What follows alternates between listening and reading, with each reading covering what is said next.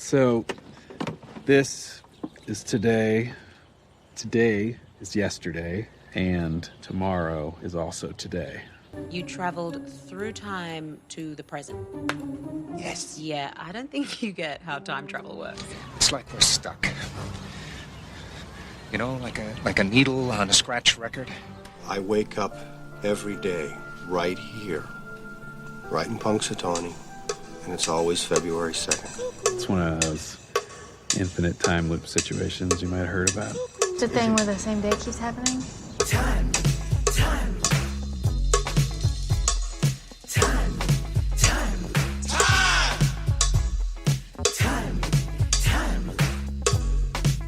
Slow down! What are you, in a damn time loop or something? Well, it's Groundhog Day, again, and that must mean that I'm Professor Robert E.G. Black, and I'm here by myself this week, here to discuss Groundhog Day, again, still. I've said a lot about this movie over the years, tens of thousands of words about it in my blog, or hundreds of thousands, I guess. Oof, so many. I'm a quotable expert on this film if you need one. Also, there's a bigger thing going on this week, but this week is misleading. This week in this trilogy of shows, and I hope you're listening to all three because they do connect. And a trilogy of different shows. Basically, for me, it's this week.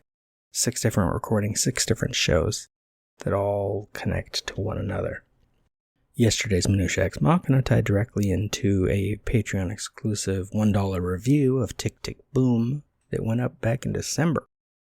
This episode of Groundhog Day Project Minute by Minute ties in directly with an episode of Twin Peaks Radio, which is usually a Patreon exclusive, but the occasional episode is not, including that one, episode 18. And tomorrow's episode of Eternal Sunshine of the Spotless Minute ties directly into a Patreon exclusive trash film review of Home Alone 2 that also went up back in November. So basically a week back in November ties directly into this week in, is it February? It's probably February. Should be February. Who knows? Who knows anything?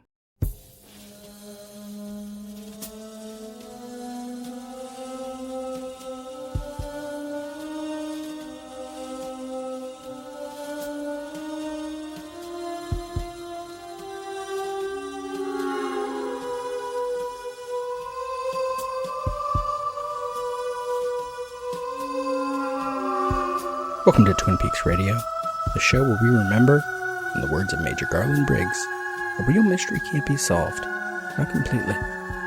It's always just out of reach, like a light around the corner. You might catch a glimpse of what it reveals, feel its warmth, but you can't know the heart of it. Not really. That's what gives it value. It can't be cracked. It's bigger than you and me, bigger than everything we know. I'm Professor Robert E.G. Black. Today, this episode is bigger than what I know, I guess. There's a convoluted thing going on for me this week as I record this, because I am essentially tying together 6 different podcast recordings. A strange manner. If you're just listening to this one, you won't get all of that context, and that's okay. But in a way, this is also sort of the heart of the week, because I'm going to talk about punctum, which is a thing I mentioned last week when I was trying to remember a word, when I was talking about Lynch's thing about the eye of the duck, and I wanted to get to punctum today. But what I'm doing, you should know, just in case you want to go find the context, or you are already listening to all these things and want to know the order, is this week I recorded a $1 review of Tick Tick Boom for my Patreon, which that was tied directly to yesterday's, this is confusing, which was tied to, I was going to say yesterday's, but it's not yesterday. Okay, so I have 3 Movies by Minutes podcasts that will be starting fairly soon. Movies by Minutes podcast is what it sounds like, is you take a movie, you break it down into 1-minute segments, and then each episode of your podcast talks about a minute of the film. I am doing 3 of them upcoming that tie together: Minutia Ex Machina, looking at the film Ex Machina, the Groundhog Day Project Minute by Minute, looking at Groundhog Day, and Eternal Sunshine of the Spotless Minute, looking at Eternal Sunshine of the Spotless Mind. Those will be running on Tuesday, Wednesday, Thursday, every week, starting probably in January. And essentially what I'm doing this week is recording minutes 6 of each of those. And minute 6 of Ex Machina tied into that $1 review of Tick Tick Boom. Minute 6 of Groundhog Day Project, Minute by Minute, is tying into this episode of Twin Peaks Radio. And Minute 6 of Eternal Sunshine of the Spotless Mind will tie into a trash film review of Home Alone 2.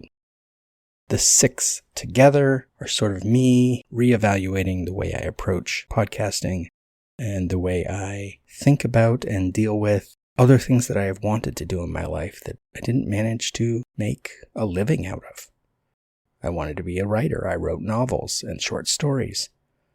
I wanted to be a filmmaker. I never really made any because I didn't have the opportunity as like a teenager. I went to a small private school. I grew up in a religious cult environment at the tail end of the Cold War, which was bad timing for that, thinking I wouldn't really have a future, and so I didn't know how to figure out how do you become a filmmaker as a teenager? How do you get a camera? What do you do? And I tried to go into film school when I went to college in the first place, right out of high school. Didn't get into the film school for obvious reasons. I hadn't, made any films. And ended up dropping out of school after 2 years. And only went back many, many years later. Now I have my graduate degree, have become a professor, and it's a whole different thing of what I expected I was going to be. I also, in the meantime, had my Groundhog Day Project blog, writing thousands of words, tens of thousands of words about movies.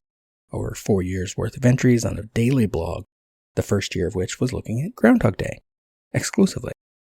I watched it each day for 365 days and wrote about it. And then what got me into podcasting was when I was asked to be a guest on Groundhog Minute, which was someone else's Movies by Minute podcast about that film. So I won't be the first one to be covering that film minute by minute, but I will arguably say I'll be the best. And I say that here on Twin Peaks Radio, where maybe some people listening to Groundhog Day Project Minute by Minute won't hear it. Haha. Anyway, the only thing I really want to talk about with Twin Peaks today is why Josie is the first thing we see. Not the first thing. I mean, as last week I already covered the ducks in the pond and the, establishing shots of the location.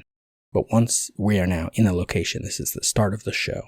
And the first thing we see is that dog lamp, which I talked about last week, and then it pans over to Josie at the mirror.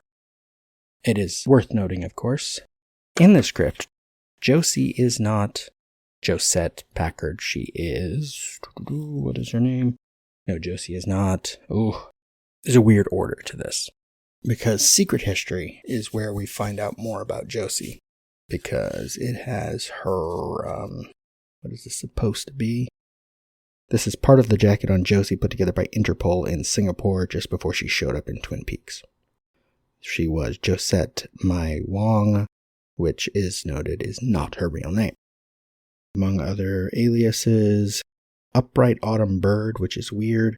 It's an incorrect translation of her... Where did we get her maiden name? Her birth name is in here somewhere. Oh, there it is. Real name is Li Chun-fung, which roughly translates as Upright Autumn Bird, but someone has pointed out on the Twin Peaks fandom wiki that Josie's Chinese maiden name, Li, is a common surname in China, while Chun-fung, often translated as Spring Phoenix, is a common female name. The translation provided in the Secret History of Twin Peaks, Upright Autumn Bird, is somewhat inaccurate as it is derived from Li Chun, a tonally different word that is not normally used as a given name. In addition, Li Chun actually means upright spring, whereas upright autumn would be Li Q. So they're mistranslating Li means plum, or different tone. Li Chun means, it's a whole convoluted mess and Interpol got it wrong, or Mark Frost got it wrong. We'll come back to the Secret History segment later. Actually, that might be all I need of it for now, because as we're watching this opening shot, we don't know anything about her, so maybe I'll save that for a long time from now. But there is something else you need to know in case you don't already know it, but if you're listening to the show, you probably know this. Josette Packard was originally supposed to be Giovanna Pasqualini Packard, a beautiful woman in her 30s. In the script, she is wearing a silk negligee, sits at a vanity table combing her hair, lost in a dreamy state of mind. From outside, she hears Pete's pickup drive off, which isn't quite how the order goes, but that's in the script. She's barely in the pilot script. Similar to the pilot episode, she's only in a few scenes. We see her shut down the factory, which goes roughly the same even though her name was different. We see her at the town meeting, but Dan Stedman, later Harry Truman of course, says of her to Cooper when Cooper asks about her, "That's Mrs. Packard. Packard Sawmill, where's Mr. Packard? Died in a boating accident last year. Andrew Packard practically built this town, brought her back from Italy 4 years ago, left her everything." It's all to the inclusion of her, but what's important is that she was supposed to be played by Isabella Rossellini, who of course was in Blue Velvet, and who was involved with David Lynch at the time. Notably, actually, I'm not sure why she didn't play the part. I don't know when that happened. I think I had something on it in my bookmarks and I lost it. But notable thing I found about Isabella Rossellini, though, is that she has a twin sister named Isotta, and they have made a thing of always living near each other, which is cool. Here, whether or not Josie has a twin, oof, that's a whole different thing, isn't it? Do I have that bookmarked? Where is Joan Chen's letter? When the return was coming, Joan Chen wrote a letter to David Lynch. Oh, that's interesting. Coming into who Josie's sister is. In an early draft of Fire Walk With Me, I guess it would be, Jeffries says, "Not going to talk about Judy." Well, now, I'm not going to talk about Judy. In fact, we're not going to talk about Judy at all. But I ain't got a whole lot to go on. But I will tell you one little bitty thing. Judy is positive about this. Her sister's there too, at least part of her. This is the letter that Joan Chen wrote to David Lynch, writing as Josie. "Dear David, I write to you from the wooden drawer knob in which I have been trapped for the past 2 decades, yearning restlessly for an escape. I hear voices whispering the rumor of a return to my body, and I implore you, O Creator, to let me come back. It seems that the possibilities of who I shall become are as infinite as your fecund imagination. From my oubliette within the chest of drawers, I can sometimes see bodies fumbling, sweating and convulsing with lust, and I long for my physical form, once strong and lithe, now old and shriveled, or perhaps plump and fertile with age like a rose hip to a rose. Oftentimes I think of Judy, my twin sister. I imagine her wandering drunkenly into the room holding the drawers which imprison me, incinerating suddenly due to the sheer volume and flammability of the alcohol in her veins. In my mind's eye, I see her burning. I admire the bright color of the flames spreading to the drawers, the air breathing back the energy that was once her spirit. We can inhabit one body together just as we had done as mere cells in our mother's womb. Once again our 2 souls could crowd one vessel, forcing us to struggle for dominance, for space, for existence. Josie, I see your face, and this time finally it could be mine. Or could it, as my being invades Judy's body like a parasite? Would the physical universe overwhelm me? Would the exhale of a housefly compound into dissonant chords, lunging anguished and unrestrained at my eardrums? Would each microbe terrify me, leave me with nowhere to hide, nowhere to run from the insolent bubbling of nature in its purest form? Like petri dishes pungent with life, proliferating perpetually, bursting with unbridled being. Or would all the living things on earth pale in comparison to the countless lost souls caught between worlds, their cries trilling chromatically, enchantingly, in ways that are neither human nor holy? Do you hear me now as a rustling in the curtains, a murmur in a crowd, an echo without an origin? My time in purgatory has been served, don't you think? Isn't it time I at least got to meet my maker one last time? Yours, Josie. So, this is a soap opera. It is bigger than the mystery of Laura Palmer's murder. And this introduction is not about that. Not every character is going to be connected to it, but this is essentially the first in a line of red herrings for those who obsess. And that is what makes it important. It's not that Josie is going to become so important later. She will become quite central to stuff as we go in the second season, as things get stranger and weird and funny and odd. But think about the fans. I like to exclude myself from that label. Think about the fans of the show. the obsessive ones that are in multiple Facebook groups and talk on Reddit and go to Twin Peaks events, meetups, signings. The ones that obsess about the mystery on YouTube or in podcasts. The people who write entries like this one on Reddit. The significance of Josie being the first person we see, posted by Jake13122 2 months ago. Why do we wonder about little things? Why do we wonder about 119? 119! 119!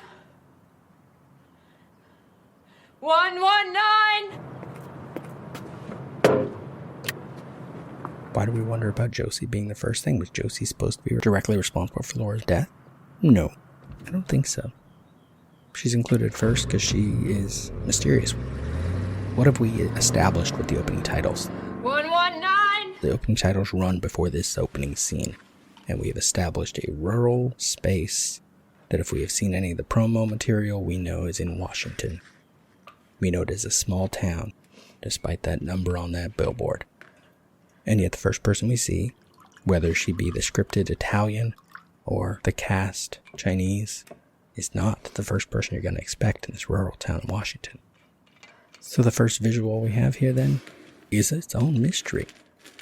And that's that eye of the duck. You know, not every scene's going to be the eye of the duck. That's not how David Lynch uses it. But that is sort of how Twin Peaks fans operate. Every scene is a potential eye of the duck. It's as if, en masse, Twin Peaks fans have decided there is no eye of the duck, since it has not been identified by David. They want to find it, and they find it wherever they can, whenever they can. Any scene that comes up, post a photo from a single episode, and the discussion will go on for post after post after post about different interpretations of meaning and every bit of content. So was Josie supposed to connect to Judy? And was Judy supposed to connect to Sarah from the beginning? I don't think so. Can we retroactively connect all these things? Certainly.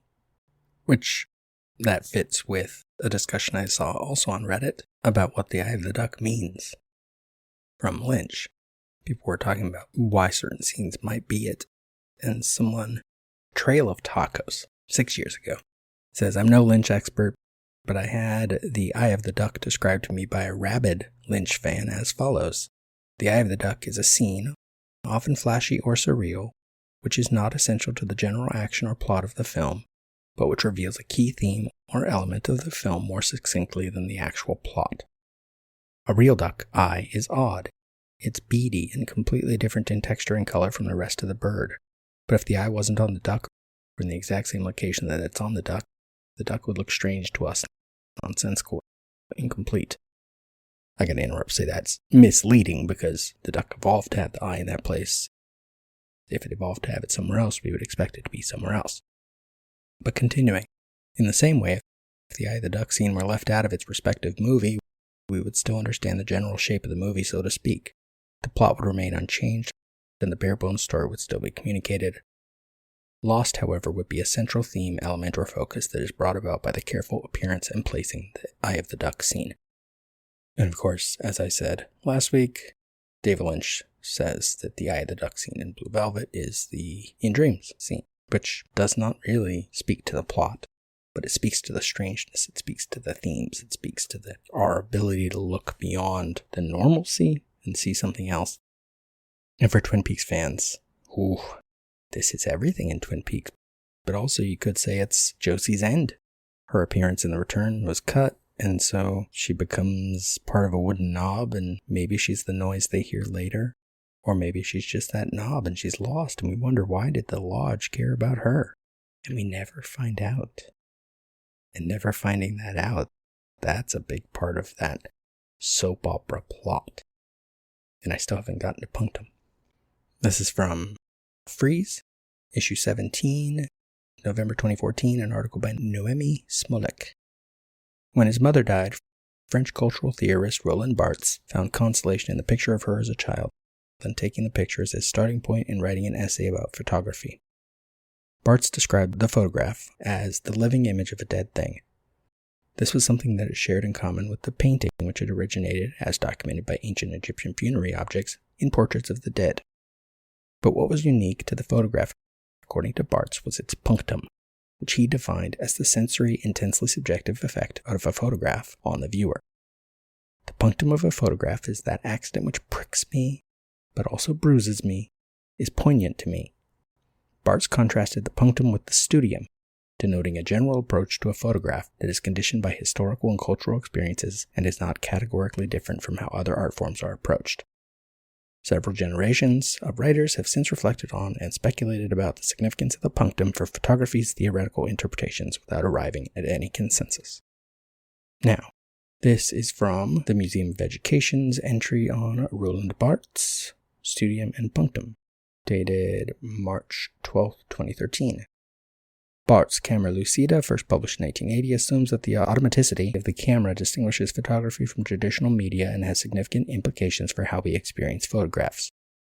To address the apparently uncoded level of photographs which troubles the semiological approach Barthes himself adopted in the early 1960s, Camera Lucida advances a theory of photographic meaning that makes a distinction between the studium and the punctum and highlights the punctum as photography specific. The studium indicates historical, social, or cultural meanings extracted via semiotic analysis, which is, what we're all doing when we pull out meaning from these images and these scenes. For example, a photograph taken by Ken Wessing in 1979, portraying a war-torn street in Nicaragua with 3 armed soldiers patrolling a street, 2 nuns crossing the section of street behind the soldiers, could be interpreted as a presence of the traditional oppositions between war and religion, violence and spirituality.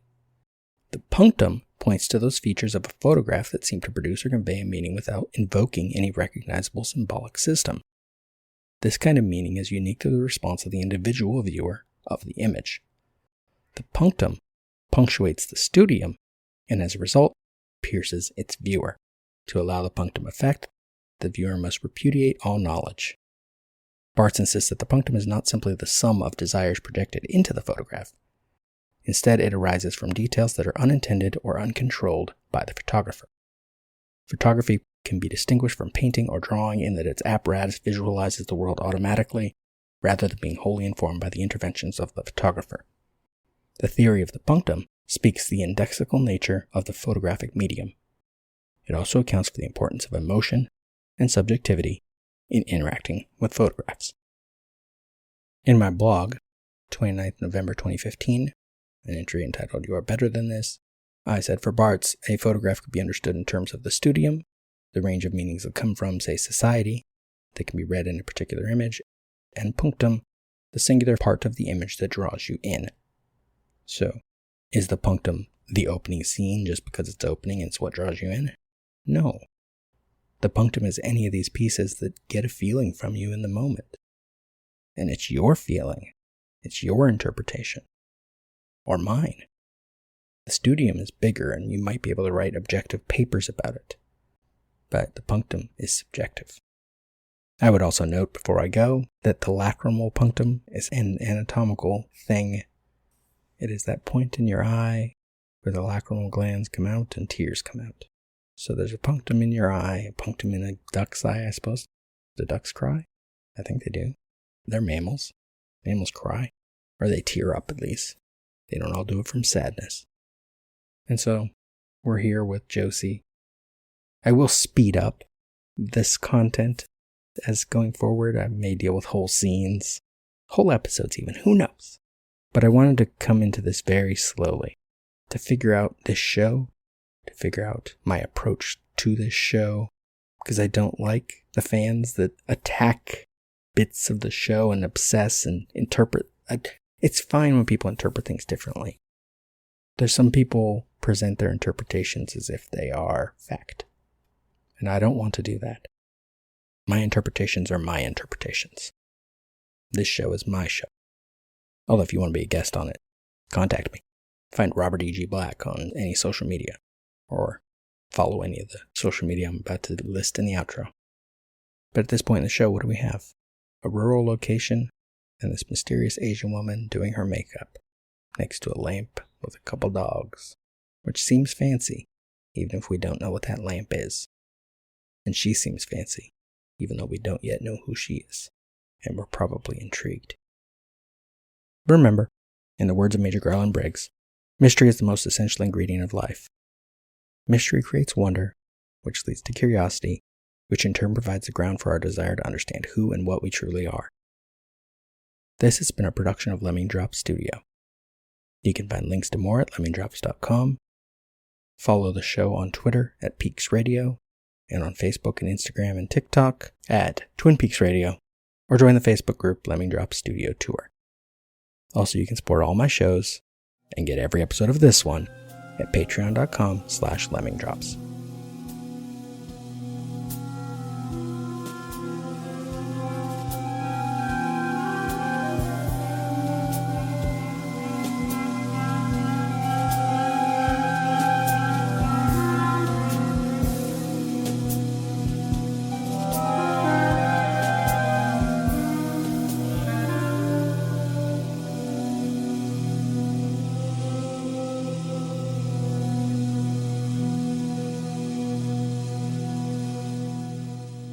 The owls may not be what they seem, but they still serve an imperative function. They remind us to look into the darkness. It's like my fourth attempt to record this episode, and it's all chaos and noise, and I've got 4 websites, 3 Word files, and a PDF open. And my brain. I've been podcasting for a few years now, blogged for years before that, did some YouTube reviews for a few months.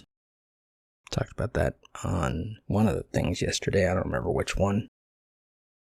I've been thinking this week about what I want these shows to be like. I'll talk even more about that tomorrow in Eternal Sunshine of the Spotless Minute. But going into this, you gotta see the way my brain puts these things together. Is there's notes on one thing in one place, a thing I want to quote from a blog entry in another place that I didn't copy and paste because of the way I format my notes for this particular show. It's a mess. We're in minute 6. Rita and Phil and Larry are in the van. Rita's telling a story that in the original script was executive producer Gil Hawley. And he looks around, he wrinkles up his little nose, he sees his shadow, he doesn't see his shadow, it's nice, people like it. And in this moment, Rita's adorable. There are things later in the film where, in my blog, I got annoyed with her. I got tired of her. But that's okay. I circled back around. It's fine now. You are new, aren't you? You know, people like blood sausage too. People are morons. There's a great reaction from Chris Elliott on this when he mentions blood sausage. But also, cut to the blog. This is entry day 105, entry dated November 15th, 2013. People like blood sausage too. People are morons. Gotta get the titles right on the nose sometimes. Slightly unrelated, but I thought it was interesting that this entry started. I realized today I don't really experience the feeling in O'Reilly's death in the alley anymore. I'll explain O'Reilly and the whole naming thing way later when the old man's on, but that's the old man. I know it's a sad moment and an important moment, but for me it's become just another thing that happens in the movie. Just last night I was asked if the film was getting old yet. It isn't. I still recite lines along with it. I still notice new things now and then. But I suppose that bit of feeling being gone means it's on its way to getting old. Maybe. ... In other news, I'm a vegetarian, but I'm curious about blood sausage. Phil calls people morons for liking this stuff, and honestly it sounds fairly disgusting. I mean, sausage, if you think about it, is already fairly disgusting. Bunch of ground up meat and meat byproducts stuffed in a casing. But good sausage is delicious, I know. Haven't always been a vegetarian. Still, blood sausage takes it a bit far for me. Wise Geek explains. In its most basic form, blood sausage contains onions and a few herbs and spices cooked together with pork, to which the blood is added. Additional ingredients might include cream, seasonal vegetables, or heavier spices. After being thoroughly stirred together so that the blood distributes evenly, the mixture is forced into sausage casings. The proper amount of blood and thorough mixing are important so that clots of blood do not form in the sausage, which can make for an unpleasant experience for the diner. Ew. Still, I'm intrigued. I'll try any food once, I suppose. Even Kazu Marzu, though that one could be difficult. Kazumarzu is a fermented cheese that is not only no longer in solid form when you eat it, but has live fly larvae in it that are known to jump so that you might need to wear goggles. Also, I don't say this in the blog, it's illegal in most places. Haha. A little blood doesn't seem so potentially disgusting relative to that. Wise Geek continues, blood sausage is considered to taste best when it is made with fresh blood that has not coagulated, so it is one of the first products that is made from a slaughtered animal. After being slaughtered, the animal is suspended and bled. The blood is collected in a basin and usually is kept somewhere cool while the animal is being butchered and dressed. See, it's fresh, so it has to be good. ... Back to the minute at hand. Actually, no. Since I already interrupted, I believe I suggested last week, or was it the week before, that I needed to tell you about Stephanie decastro. Maybe I didn't say her name. And it might take me a little while to get to her, because I get distracted looking for my blog entry specifically about Stephanie decastro by finding an entry. This is day 1281, entitled Today is Tomorrow, dated February 2nd, 2018. With action movies, it's easy. With courtroom dramas, even with romances. If they had gone ahead and filmed the scenes with Stephanie decastro, maybe it would have been easier. But what makes Phil's situation so hard is there is not a clear victory to be had. No simple solution. Chasing after Rita is not dictated by some fairy godmother or magic mirror. Phil's situation is both entirely his own doing and entirely not. It's simple, it's complex, it's unsolvable, and eventually it solves itself. Like life. If you're lucky. If the social and cultural and political and ethnic and racial roles go in your favor, and circumstance doesn't set you as an example for everybody else. The thing is, however silly bullshit American dream lines feel all too often, you can accomplish anything if you just put your mind to it, you can be anything you want to be, and all the similar lies we tell children and teenagers and college students and eventually ourselves in order to get by. However silly those lines are, you cannot really live operating under the conditions that they can never be true. If life hands you lemons, make lemonade, or some other quaint saying. Or if you're a geek like me, if life throws you a Kobayashi Maru, hack the shit out of the simulator. Phil's problems are not in his circumstances. In Pittsburgh, he dreams of something better. In Punxsutawney, he dreams of anything different at all. His problems arise from his inability to exist in the moment. Phil Connors is, because of societal pressures, traditional gendered roles, and maybe his own permissive mother. She is in Ruben's draft in the script. I'm not just inventing her to be sexist myself. But if we must, we can blame Phil's father pushing Phil to excel inasmuch as that pressure falls outside the reasons already given. Programmed to want more. A weather person in some smaller town would probably kill for a gig in Pittsburgh. But Phil resents it. A different guy might kill for all the women Phil gets. Again, taking Phil from various drafts of the script as well as what is implicit in the film. But Phil resents it. Wants more. Wants women he doesn't even know. It is partially because the film is framed as a romantic comedy and not an existential drama, but also because of who Phil is. A lech, a womanizer, a near alpha male who keeps pushing and pushing to alpha status because the world has told him that is what he is supposed to be. That the first thing Phil does after the little experiment with Ralph and Gus and getting arrested, and some overeating, to manipulate his situation to woo a woman. To woo her with lies. Not because the short time frame demands it, but because that is entirely how Phil interacts with the world. He is a ball of charm wrapped around self-hatred and disgust. He lies with every sarcastic line, with every put-down, because it is the only way he can interact with the world that leaves him in pain when he should have everything. Groundhog Day is a lesson in relative distress, I suppose.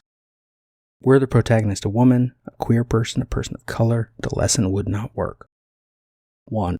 It would be too close to the reality that person already faces. 2.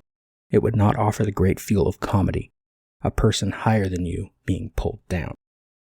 But, in the midst of taking the successful white guy down, the film also offers a simple truth that, at least some of the time, should allow us to empathize with one another across boundaries like sex, gender, race, etc.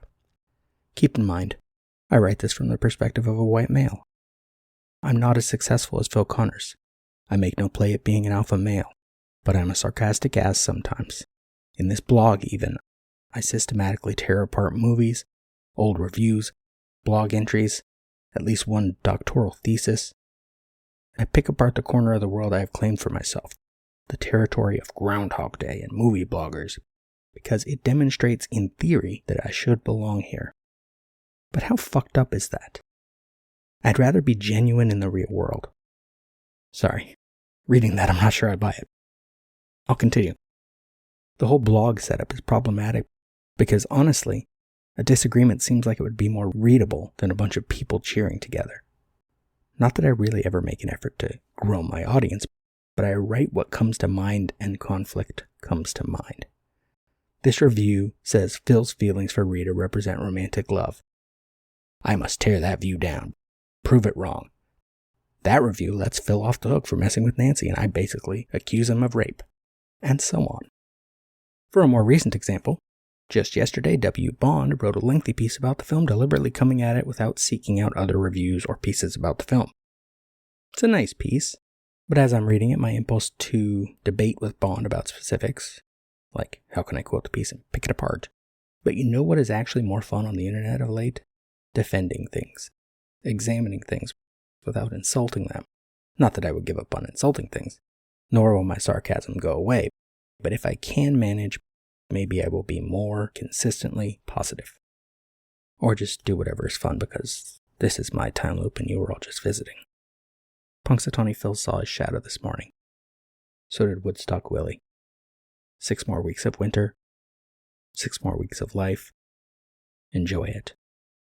And if you can, help someone else enjoy it as well. That was 1281. It only briefly mentioned Stephanie DeCastro, so I should tell you who Stephanie DeCastro is. So, this is day 226. Maybe it's not a curse. Dated March 16th, 2014. Von Franz 1980 states that redemption in fairy tales should not be viewed as having religious connotations, but has to do with becoming restored after having been cursed. Such fairy tales do not dwell on the problem, but on the redemption process, making them relevant in therapy and healing. That process is reminiscent of Phil Connor's situation, which is never overtly explained. His story focusing on his process of recovering his humanness and fellow feeling, which appears to lead to his curse being lifted. That is from Banesh, 2011. It's the doctoral thesis I mentioned in the previously read entry.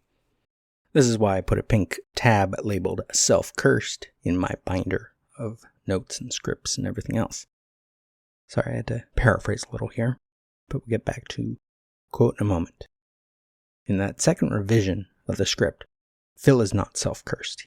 He is specifically cursed by Stephanie DeCastro, and that would have made better narrative sense if she had, I don't know, been in the film after the time loop was in place rather than her 2 scenes early on and then no mention whatsoever later. But neither Rubin nor Ramis wanted to explain the time loop anyway. Stephanie only existed to prove to the studio they could explain the time loop. Ramis has stated, I've seen it in a few places, but don't have a specific source handy, they never even intended to film it. And it's good, because the scene is, well, silly. The scene between Phil and Stephanie is only somewhat silly, but the curse scene, it's just bad. And now, jumping away from the entry, we're going to cut to the 3rd revision of the script. This Stephanie DeCastro bit is in the 2nd revision and the 3rd revision. Backtrack a little. They're still at the TV station.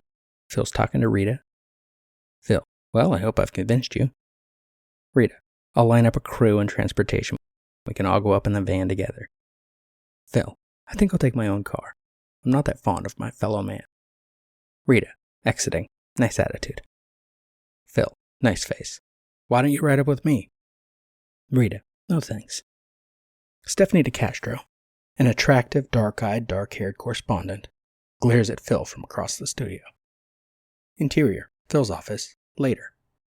Phil is in his cluttered cubicle, talking on a headset phone while he reviews cassettes of his groundhog spots from the past 2 years on a small monitor. As he talks, he stuffs a number of personal items in an overnight bag, all the time watching himself on the TV monitor. Phil, on the phone. They don't really think of me as a weatherman around here. More of a personality, but with the credibility of a first-class broadcast journalist. Once you look at my tape, I think you'll see what they mean. Stephanie enters and stands in the doorway looking at Phil for a long moment. There is something vaguely off-center about this woman. Not quite fatal attraction, but still a little scary.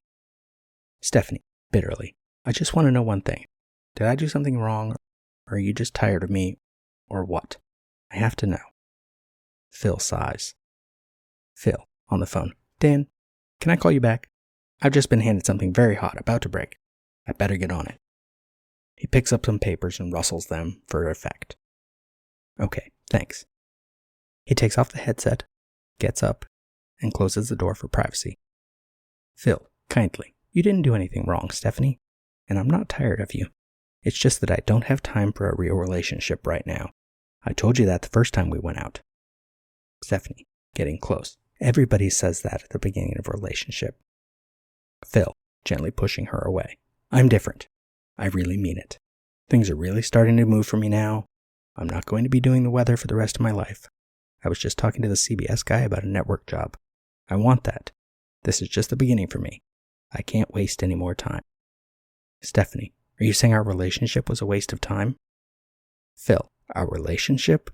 We went out a total of 4 times, and only twice did anything happen. We had fun. Fun. But fun is not commitment. Chokes himself for emphasis. Stephanie, closing in again. Just give it time. We're extremely compatible. There may even be some past lives involvement here. Phil, see? So we've already done this. Let's move on. Next case. Stephanie, you know what's wrong with you, Phil? You're selfish. You don't have time for anyone but yourself. Phil, exactly. That's what I'm trying to tell you. You don't want to be with me. You can do better. Look, Stephanie, if I ever said or did anything to mislead you, I'm sorry for that. But right now I have to do this groundhog thing, and I don't have a handle on it yet. Stephanie, Phil, handle this. She gives him the finger and exits. Phil, I know you're angry, Stephanie, and I respect that. Which, actually, the last line's pretty funny. Then we go to them in the... Phil drives his car, separate from Larry and Rita. He calls them on his car phone. It's not that exciting, and we get... Okay, that's confusing. Her second scene is only in the 3rd revision. That's very strange. Anyway, this is after he meets Nancy on the first night that he's in town. Cut to, insert, a thick book. The cover reads 101 curses, spells, and enchantments you can do at home. A well-manicured feminine hand opens the book to a marked page. Interior, Cherry Street Inn, night, same time. Phil enters his room and drunkenly tosses his overcoat, scarf, and gloves on the floor in a heap. Interior, Stephanie's bedroom, night. Stephanie decastro, Phil's disaffected ex-lover, is sitting cross-legged on the floor with the book of curses open in front of her. Her hair is down. She's wearing a caftan with a zodiac print. There are candles everywhere and other vaguely occult decorating touches. Insert. Phil's business card is dropped into a dish. Then the tarot card of the Hanged Man, a chicken bone, and a feather are placed on top of it. Phil. He stands at the sink looking at himself in the mirror, flexing his muscles. Stephanie. Reading from the book, she mutters incantations in a secret language. Then she sprinkles some powder on the plate, then a few drops of oil. Then she makes a few passes over it with her hands. Then, much to her surprise, the contents of the plate spontaneously combust. Phil. As he crosses to the bed, he accidentally knocks over the suitcase stand, spilling his clothes out onto the floor. He contemplates picking them up for a moment, decides to leave them there, and flops down on the bed. He lies there looking up at the ceiling until the room starts to spin around. Then he closes his eyes and quickly drops off to sleep, still fully clothed. Stephanie. To complete the spell, she picks up a broken wristwatch and drops it into the fire. Insert. Phil's business card, the Hanged Man, and the broken watch in flames. The watch crystal is cracked, and the hands are frozen at 5:59. Dissolve to. Close up. Clock. The digital clock radio changes from 5:59 to 6 a.m. The radio comes on, playing the end of Sonny and Cher hit, I Got You Babe, just as it did the day before. That's Stephanie decastro. Going back to the blog entry, this reads like a scene from a bad 80s comedy, one in which maybe nerds and jocks would go to war with each other, or with the dean of some college, and at this point trying to read the screenplay as someone who doesn't know where the story is going, I expect Stephanie to come back into the film later, and maybe Phil will have to discover he really loves her to get out of whatever curse she puts on him.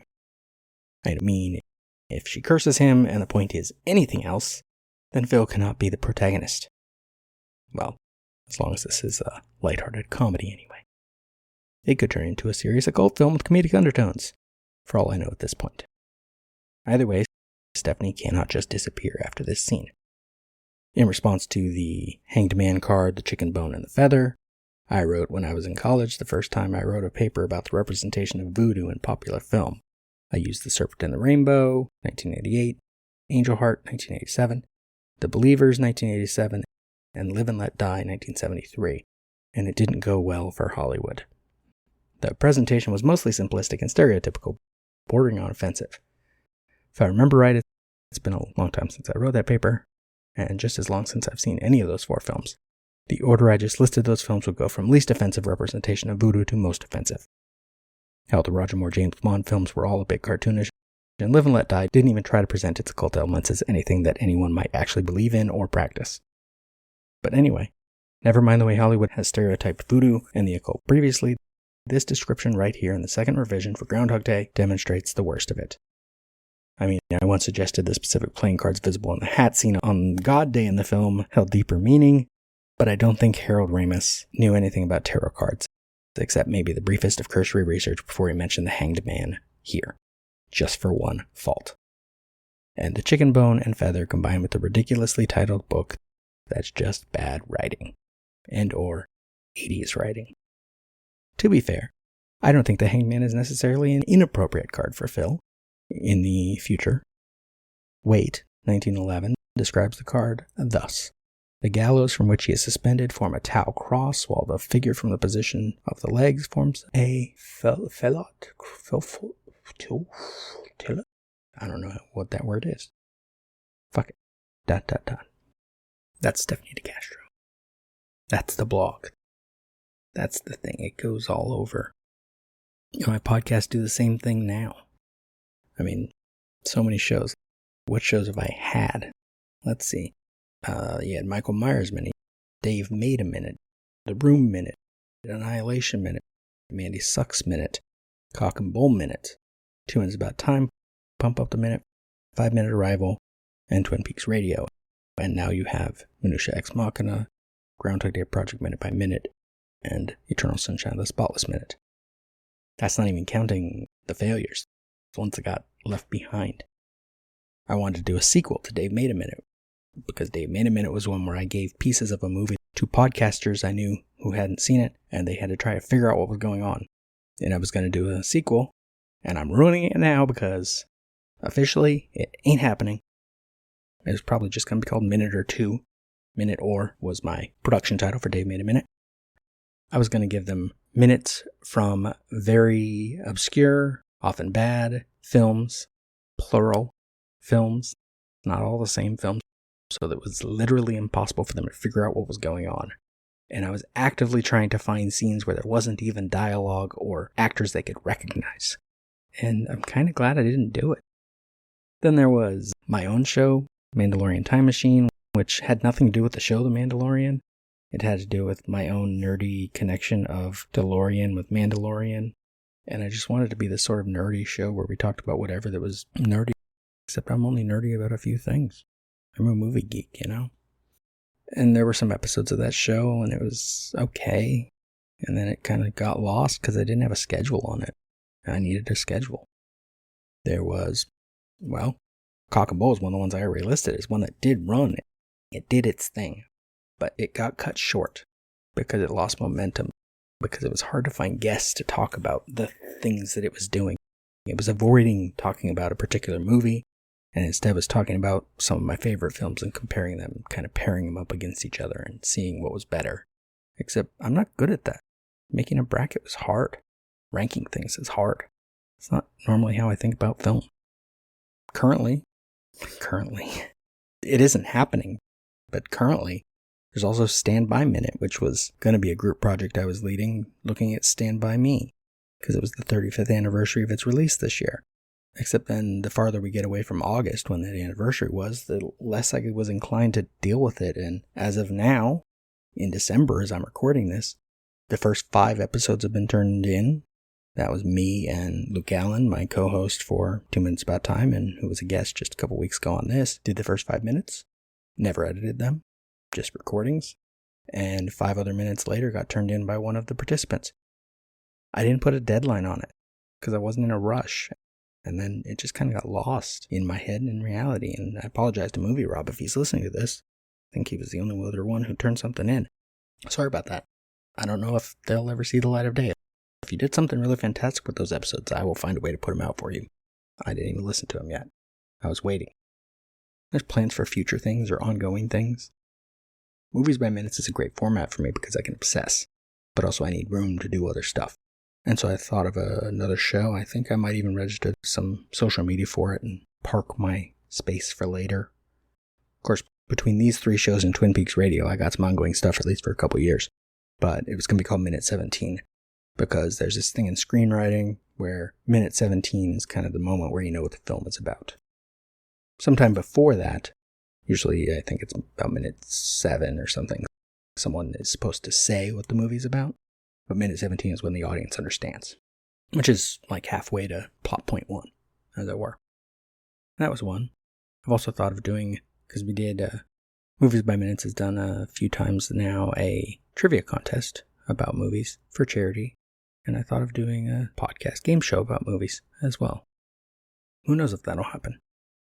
Maybe. My point is, I take this thing in many directions, sometimes many at once. Like this week back in December, this week in February, this overcomplicated mess for me that I put upon myself in the, penultimate week of the semester, when final speeches are come due, and I give myself 6 different recordings to do by myself, and a lot to cover. But this is my thing. Groundhog Day is my thing. Not only did I write all the blog entries on the movie, I wrote my master's thesis on blogging. Title was Blogging to Make Sense of the World, an Autoethnographic Approach to Sense-Making and the Presentation and Manipulation of Self Online. Find it online if you want to read it. It's like 130 pages long. Double-spaced, though, so it's not as horrible as it seems. Or is. I don't know. I haven't really read it since then. I've glanced at it, because I referenced it in my blog a few times after that, but I'll read you the abstract before we get back to the minute. The following paper is an autoethnographic look at blogging and the deliberate manipulation of self online. My Groundhog Day Project blog has been explicitly linked to my personal life, but the approach herein looks beyond the explicit connections to discover how I have used this blog to aid in sense-making, Wyke 1988-1995, in the face of a life crisis, separation and pending divorce, and in the presentation of and recreation of self. My research involved a grounded theory approach to my own blog entries, and uses other blogs for comparison to analyze the ways in which writing for public consumption, explicitly personal or not, can be a therapeutic and productive ritual. My research question is, how does a blogger, especially one going through a life crisis, manipulate his or her public identity to make sense of the world and recreate his/her place in the world? Now in 2021, I wish I'd used their. Oh well. Most of life is just junk, right? It's filler. And then there's these moments when all the randomness turns into something perfect. It's like life's dropping all the bullshit just for a second to show us how amazing it could be all the time if it wanted to. I don't know. I think maybe we're supposed to become like better people. Though I honestly don't even know how that could be possible. Ever think about it? We must miss so many of them. All those tiny perfect things are just poof, gone, lost forever. But not today. That is a disturbingly inspirational idea, Mark. It's a perfect day. You couldn't have planned a day like this. Well, you can. It just takes an awful lot of work. Time. last revision is what counts, apparently. What if we found them all? All the perfect things in this one town, in this one day. We could collect them. Interruption real quick, because in doing the episode by myself, I forgot about the time loop of the week. Oh no. Just last night, I watched what's probably the latest time loop movie. Christmas, ... again, question mark? There might even be an exclamation point, I forget. So an interrobang, but it wasn't very good. It starts out with a character who, it's like the opening of Home Alone, where the family sucks. And the kid's kind of annoyed by it, and so she sucks. But she doesn't really suck that bad until she's in the time loop, so the movie kind of misses the point a little bit. But anyway, I didn't want to talk about that. Since I quoted multiple entries in my blog in this episode, I thought it was worth quoting the blog again. So this is November 4th, 2013, day 95. There is a heck of a lot more to it than just that. Backtracking just slightly, I can't believe I neglected to mention in regard to number 24, verbal tags, yesterday. That was, I guess, the first time I did the Christ figure scale in the blog. That Ned also says, "Oh God, it is so good to see you." Four-tracking back into the present. No, four-tracking is no word, but it should be. I just watched Time Freak 2011 again. I will interrupt the reading to point out that Time Freak the short film is better than Time Freak the feature film, and I think the short film is still available on iTunes, so you should watch it. It's great. Back to the reading. It's an Oscar-nominated short about Stillman, a guy with a time machine who has spent 3 days, real time, and a year and a half, his time, going back in time to yesterday. Just yesterday. See, he had a run-in with the dry cleaner because the shirt he planned to wear for photos in ancient Rome wasn't ready. So he went back to try it again, and again, and again. He tells his friend he was just trying to change his reaction to the situation. Since you probably won't ever see the film unless you find me and ask me to show it to you, or you buy a copy yourself on iTunes, I'm going to get right into spoilers. He ultimately, that time, ends up hugging the dry cleaner instead of fighting with him because it's only a shirt. But then he runs into the girl he likes, and while they have a cute bit of interaction at first, the conversation gets awkward, so he travels back to do it again and again and again. In explaining it, he tells his friend that after a few hundred tries, Debbie and I had a meaningful conversation. But then Debbie convinces him that he should stand up to the dry cleaner, so he heads back there again. The movie isn't long, so there's not a lot more to it, but only a handful of threads on IMDb about the short, at least two of them mention Groundhog Day. For the record, I saw Time Freak back when it was nominated for the Oscar because I get obsessive about the Oscars. Hard to believe, I'm sure. Anyway, there's a great line that also reminds me of the movie Primer, which I might need to watch again for this blog, about having conversations that Phil Connors would surely understand.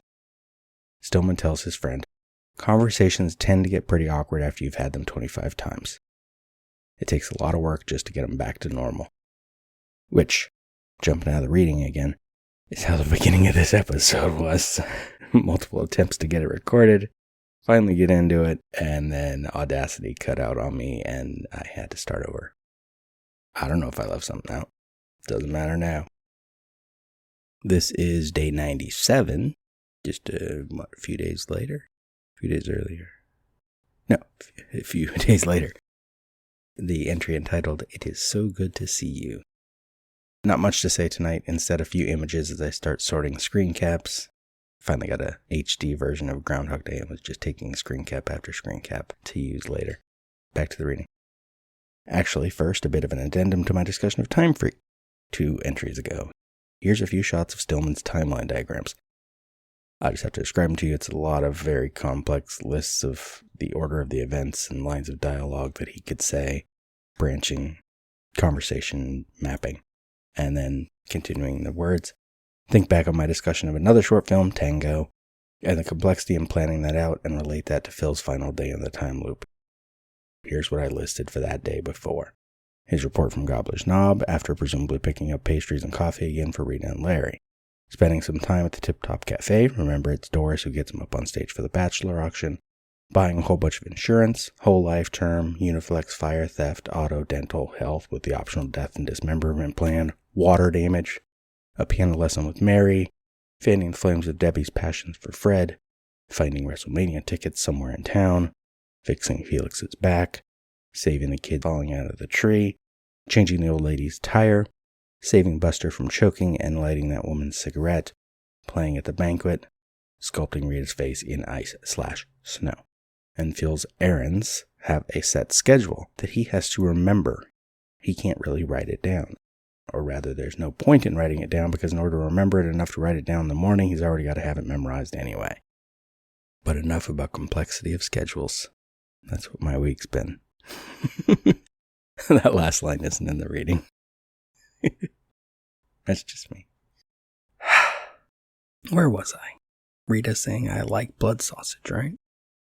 And then we go to the exterior of the van.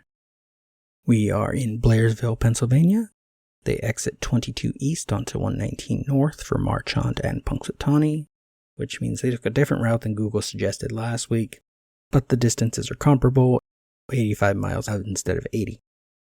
The exit circles around to the right, south, and then goes under 22 to head north. A station wagon follows behind the news van a little too closely. Continuity note, the WPBH decal on the side of the van is quite close to the windows, where it was in the wide shot last minute. We'll come back to that. Then we are in Algonquin, Illinois for the next shot. The van heads south on Main Street, where it intersects with Arrowhead Drive. Camera pans with van as it passes the billboard for Punxsutawney that was erected just for this shot. Continuity note, the WPBH decal is about centered between the back of the van and the windows. Actually, it's a little closer to the rear. And as I had a war with the IMDb Goofs page in my blog, it is worth noting that this is not necessarily a continuity problem, because the decal could be a magnetic thing that is easily shifted when they, for example, stop for gas between moments that we see. We linger on the billboard. At the left edge of the billboard is Punxsutawney Phil, wearing a fedora, an umbrella tucked under his right arm, a newspaper under his left arm that says weather for today. Welcome to, written in cursive, Punxsutawney shaped out of logs, and a banner under that that says the original weather capital of the world since 1887. There's a cartoony layout of the town square, but only half of it really. The Pennsylvania Hotel on the left, the courthouse up to the right, Gobbler's Knob and the gazebo.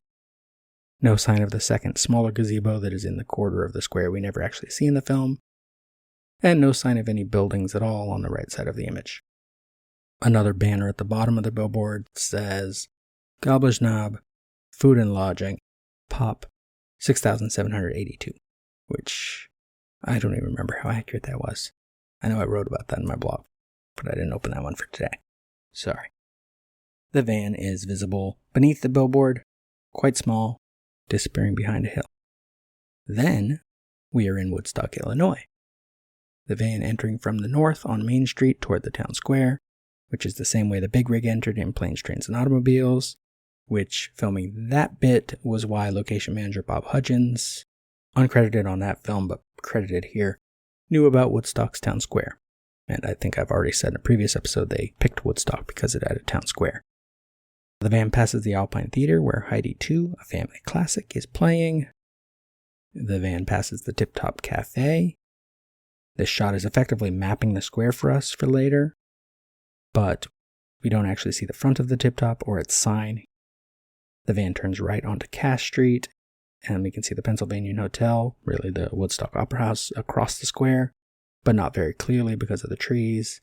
And then the minute ends before they make it all the way around to there. Thank you for listening.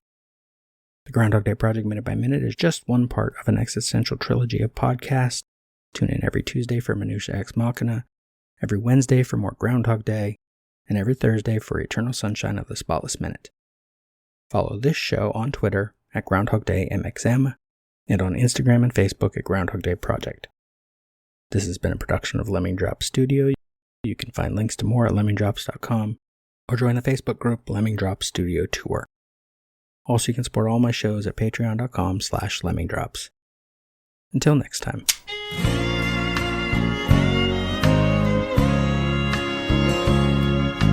First, I play the game by the rules from 1 to 10. Then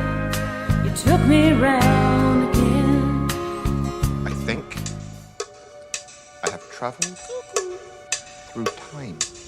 What is wrong in the end which never comes? Or which comes again and again, laughing, like waves? I don't know. How do you sleep at night? You've never seen Groundhog Day? Yeah, you know Groundhog Day is not a documentary. Man, are you hungry? I haven't eaten since later this afternoon. After being thoroughly stirred together so that the blood distributes evenly, the mixture is forced into sausage casings. Sausage is forced into sausage casings. Even the word sausage doesn't fit well in my mouth.